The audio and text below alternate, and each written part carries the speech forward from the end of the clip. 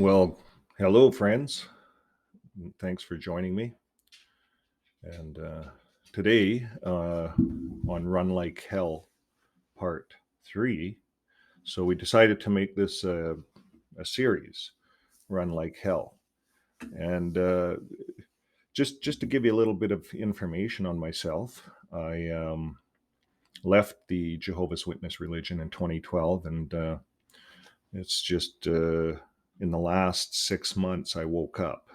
So, you can leave the religion for years and not wake up. And there's different stages now, I'm realizing, to waking up. And that's what I want to talk about. Um, when I woke up initially, I could realize it was a cult. So that took quite a bit of work because I wanted inside to feel like it's just another religion. Like there's all these religions and they're all trying to do good. That's what I wanted to believe. That's what my heart wanted to believe, but it's not the truth. I did the research. I had to push myself to do the research. And through the research, I found that pretty much all the religions are doing the same thing. They're using end time days and they're using all these scary things to control people and to make money. So all the religions are in the same boat. But then I wanted to dig deeper. So then I thought, well, okay, all the religions are all together in it and they're all doing the same thing. No big secret. But then it's like I had a second awakening just recently, and when I took another look at this, I realized that there's more to this than that. And the more to this than that is the fact that the governing body of Jehovah's Witnesses is draws a direct parallel to Baal worship, and we covered that on our last video. And then on the video before that, we recognized that they're working as a spirit medium. So all the 8.5 million Jehovah's Witnesses cannot make a decision on their own. Like, whether they're going to watch this movie or that movie, basically, those kinds of decisions. They can't make that on their own. They can only make it through this spirit medium, this governing body. And the governing body claims that they talk to Jehovah. Well, we know Jehovah is a spirit. So these guys are a medium to the 8.5 million people. So we did learn on the first video that these spirit mediums, these fortune tellers that predict false dates and false end dates, and we went through that on the first video. But these fortune tellers cannot hurt us. That, to me, that was a little bit reassuring. I'm out here online and I'm doing all these videos and, what if I say this and what if I say that? We think that way. We don't want to offend anybody, but they can't hurt us.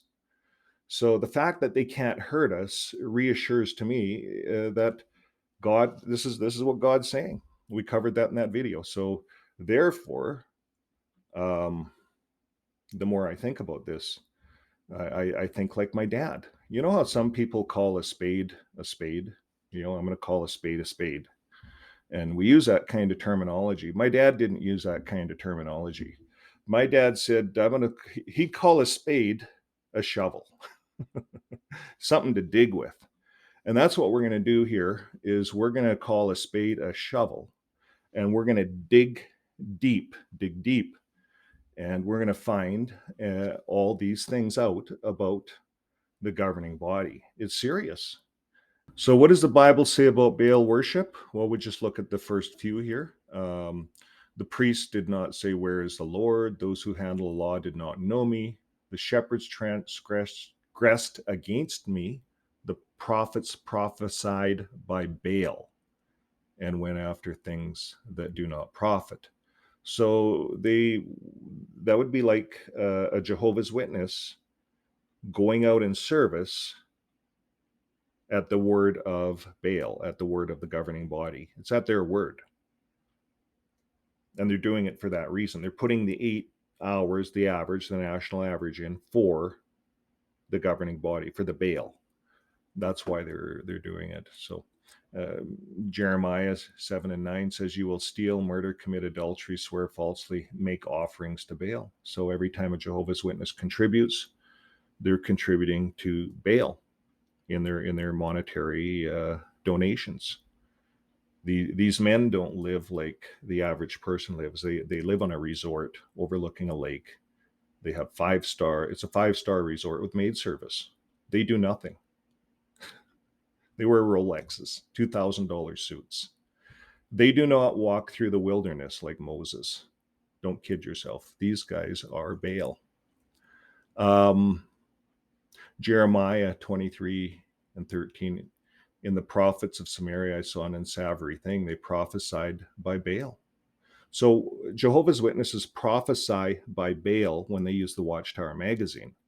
They're prophesying using Baal. The very first thing a Jehovah's Witnesses taught is how to place magazines. And at the end of the month, you feel great if you have all these magazine placements. And then we don't think about all the trees that get knocked down and all the pollution that goes into the atmosphere from the cars running around peddling this Baal worship. So this is what's going on, folks. So we look at this one, Deuteronomy. If a prophet or a dreamer or of dreams arises among you. So that's what Rutherford was. He was a prophet or a dreamer of dreams, and he rose among the people. He got involved, and you can look at the history there, but he got involved as a lawyer working for the Watchtower, and then he took over. He actually legally maneuvered it so that he could take over the whole company, and he did. And he was a very smart lawyer, and there's a whole story on him. But he was a prophet or dreamer of dreams, and he rose up, and he was a good speaker, a powerful speaker. And he rose up among the people, and he gave them signs, and he gave them wonders.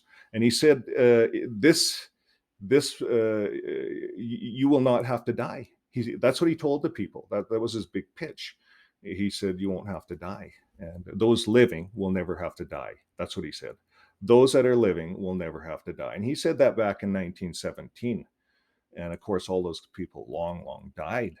But he sold a lot of books. In his life, he sold 400 million books with his pen. But and this we go on in the scripture, and he gave all kinds of signs and wonders, and a sign or a wonder that he tells you comes to pass. And if he says, "Let us go after other gods, which you have not known, and let us serve them," you shall not listen to the words of the prophet or that dreamer of dreams. And that's what he did. He said, "You don't have to go to Jesus. Jesus is no longer the truth. I am the truth, the way," and that they set up the Watchtower. So they made them the truth.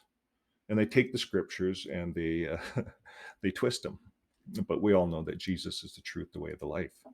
And so, what does it say? But at the very end, but that prophet or dreamer of dreams shall be put to death, because he has taught a rebellion against the Lord your God. So these guys, they don't have a very good outlooking for what they're doing, because they're teaching the flock, and they're trying to teach the whole world that they're the truth, not Jesus. They're the truth. They're the only religion.